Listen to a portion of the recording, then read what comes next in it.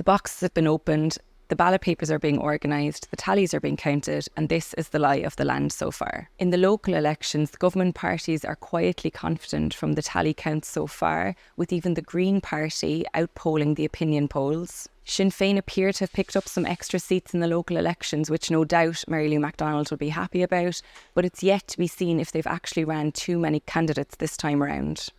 And the tallies this morning in the local elections are definitely pointing towards an independent surge across the country, with possibly some right-wing candidates about to show their faces for the first time in local councils nationwide. In the European elections so far, the tallies have been counted, but with some difficulty, simply because when the ballot papers were coming out of the boxes, they were so physically long, it was so difficult for the tallymen and tallywomen to gauge a sense of what was going on in the Europeans so far today. But for sure, Fianna Fáil's Barry Andrews has a seat for the Dublin constituency for the European Parliament, which Fianna Fáil will no doubt be happy about. But there is a dogfight due for the other 3 positions for Dublin.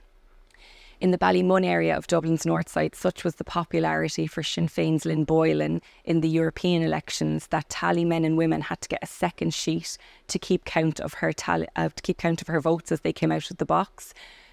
Certainly a popularity in that area, but it remains to be seen if she will have that strength across the Dublin constituency.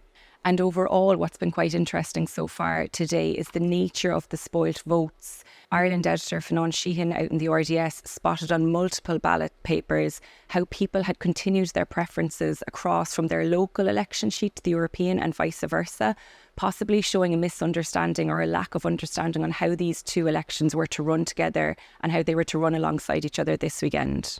And you can follow all the latest election news from around the country on the Irish Independent website this weekend.